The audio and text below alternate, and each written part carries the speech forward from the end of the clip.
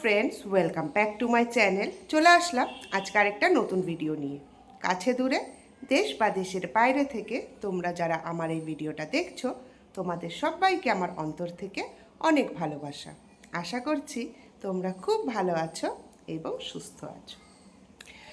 সকাল সকাল তো প্রচণ্ড হারে বৃষ্টি হয়ে গেল, আর এখন একটা হালকা রোদ উঠেছে। আর মামুনিরা তো নেই, তোমরা তো জানোই, মানে মামুনি আর পাপা।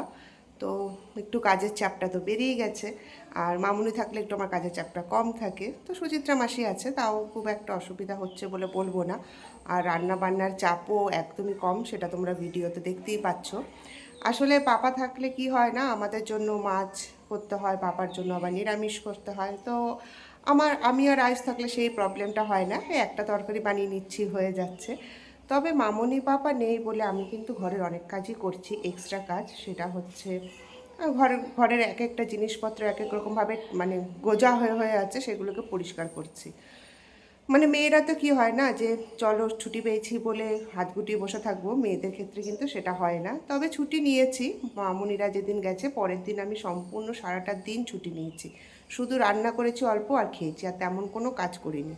কিন্তু তারপর থেকে তো শুরু হয়ে গেছে নানা রকম কাজ, যেটা মেয়েদের থাকে। আর বৃষ্টির দিনে তো এই জামা কাপড় খালি তারে মেলো তার থেকে তোলো, এটাই তো হচ্ছে কাজ। তো সকাল থেকে যেমন প্রচণ্ড হারে বৃষ্টি হয়ে গেল, সুচিত্রা মাসি আর কাপড় জামা কিছুই কাচতে পারলো না। তো এখন সেগুলো আমি কেচে দিলাম। এখন দেখছি হালকা একটু রোদ উঠেছে, তো ভাবলাম কেচেই দিই। তো জামা কাপড়গুলো মোটামুটি কাচা কমপ্লিট করলাম। আর সকালবেলা তো আজকে স্কুল গেছে, ও এখন মানে ক্লাস 12-এ পড়ে। তো খুব একটা বেশি স্কুল যায় না। তো আজকে যেহেতু ওর প্রজেক্ট সাবমিট করার ডেট আজকে, তো তার জন্য সকালবেলা উঠে আমার ভীষণ হারে তাড়াহুড়া লেগে গেছে। তো ফুলটা আজকে সুচিত্রা মাসি তুলেছে, আমি আজকে ফুল তুলিনি।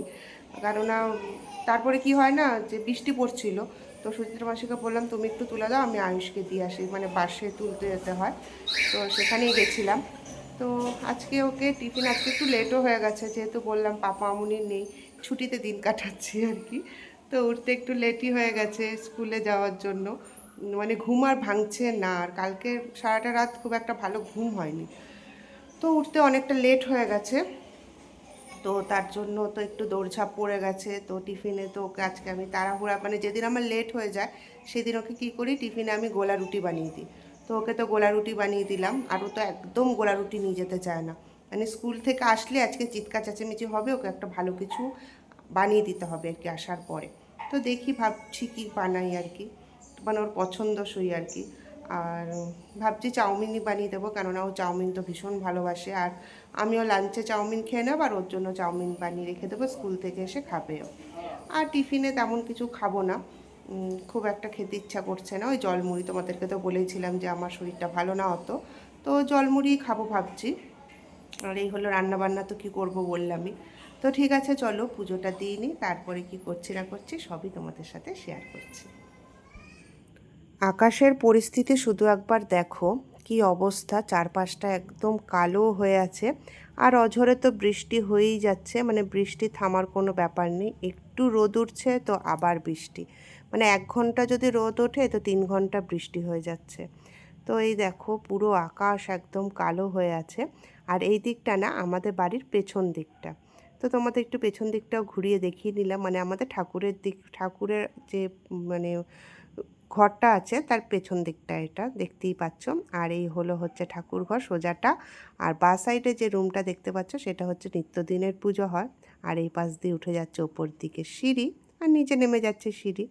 তো তোমাদেরকে একটু এই জায়গাটা দেখিয়ে নিলাম। আর এখানে একটা ছোট্ট বারান্দার মতো আছে আর কি। তো আমাদের এই তলাটা পুরোটাই কিন্তু ঠাকুর ঘর। তো তারপরে দেখো এই যে ফুল নিয়ে বসে গেছি। তো এখানে তোমাদেরকে দেখাই, চলো। প্রত্যেক দিন তো তোমাদের মোটামুটি দেখাই যে আমাদের বাড়িতে কি কি ফুল ফুটেছে। তো দেখতেই পাচ্ছ নানা কালারের জবা, কাঞ্চন, অ্যানামন্ডা, সাদা ফুল, টগর ফুল সব আছে। আর এরকম না সাজিয়ে ভর্তি ফুল দিয়ে আমার আসন সাজাতে ভীষণ ভালো লাগে। শুধু আমার কেন, আমি জানি আমার বন্ধুদের সবারই খুব ভালো লাগে। তো চলো পুজোটা দিয়ে দিই।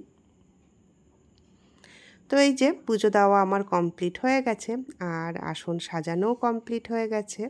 তো এই দেখো আজকে আমি আমার ঠাকুরের আসন কিভাবে সাজিয়েছি তোমাদেরকে একটু দেখিয়ে নিলাম। তো তোমাদের তো ভালোই লাগে আমি জানি। তো আমার অনেক বন্ধুরা আছো তোমরা যারা খুব সুন্দর সুন্দর কমেন্ট করো, আমার খুবই ভালো লাগে।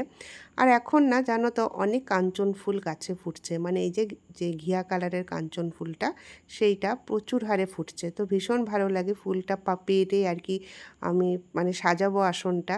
তো তার জন্য আরও না ইন্টারেস্টে বেশি করে করে যত ফুল আছে তোলার চেষ্টা করি, কিন্তু গাছটা এখন এত বড় হয়ে গেছে যে সব ফুল কিন্তু ছেঁড়া যায় না। তো এই যে আমার আসন সাজানো কমপ্লিট, পুজোও কমপ্লিট। আর এই যে আমাদের তুলসীর যে থানটা সেইখানটা একটু তোমাদেরকে আজকে দেখিয়ে নিলাম। এই দেখো, তবে তুলসীর থানটা একটা টুলের উপরে থাকে আর আমি এখন টুলের থেকে এটা নামিয়ে রেখেছি। তারপরে আসলাম আমি আমার লাঞ্চ বানাতে। তো আজকে লাঞ্চে আমি আর ভাত খাবো না, তার কারণ হচ্ছে আয়ুষও নিয়ে ও তো স্কুলে চলে গেছে, আর স্কুল থেকে আসলে একটা ভালো কিছু বানিয়ে দিতেই হবে। তো তার জন্য আমি চাউমিন বানিয়ে নিচ্ছি, কারণ চাউমিনও সবথেকে বেশি ভালোবাসে খেতে, মানে চিকেন আর চাউমিন মানে ওর খুব খুব ফেভারিট আর কি। তো তার জন্য একেবারে চাউমিন বানিয়ে নিচ্ছি। তো আমি লাঞ্চও করে নেবো এটা দিয়ে, আর আয়ুষের জন্য রেখে দেবো। আর এখানে দেখো চাউমিন সেদ্ধ বসিয়েছি। আর আমারও চাউমিন খেতে এতটাই ভালো লাগে, আমি কিন্তু এরকম সেদ্ধ চাউমিন যখন জল ঝরার পরে এমনি কাঁচা কাঁচা খেয়ে নিই। আর আমার মতো এরকম সেদ্ধ চাউমিন কে কে খাও অবশ্যই কমেন্ট করে জানিও। তো এই দেখো আমার চাউমিন কমপ্লিট হয়ে গেছে। আর চাউমিনে ডিম দিইনি, প্লেন এমনি পেঁয়াজ লঙ্কা দিয়ে যেরকম আমরা ছোটো বয়সে আর কি আমাদের মায়েরা বানিয়ে খাওয়াতো সেরকমই বানিয়েছি, তবে এক্সট্রা এর মধ্যে দিয়েছি চাউমিন মশলা। তো এই দেখো চাউমিনটা বানিয়ে নিচ্ছি। আর আমারও চাউমিন খেতে ভীষণ ভালো লাগে।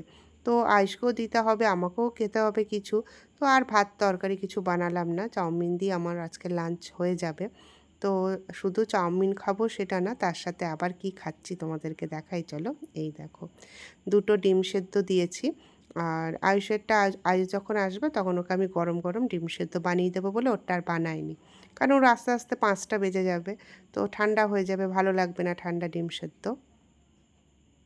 তো এই যে আমি আমার আজকে লাঞ্চ নিয়ে বসে গেছি। আর এই দেখো হাফ বয়েল ডিম সেদ্ধ, মানে একটা ডিম খুব সুন্দর করে হাফ বয়েল হয়েছে, আরেকটা একটু বেশি আর কি, মানে বয়েলটা কম হয়েছে আর কি। তো এই দেখো পাশেটা ভেঙেই গেছে আমার ছাড়াতে ছাড়াতে। তবে আমার না এতটা হাফ বয়েল ভালো লাগে না, যেটা প্রথমের দিকে যে হাফ বয়েলটা, এই যে অর্ধেক হাফ বয়েল, এটা এরকম খেতে বেশি ভালো লাগে। মানে একদমই কম বয়েল খেতে আমার ভালো লাগে না, আমার একটা আঁশটা গন্ধ লাগে আর কি। তো আয়ুষ কিন্তু একদম কাঁচা কাঁচা মানে কুসুম হবে ওরকম ভালোবাসে।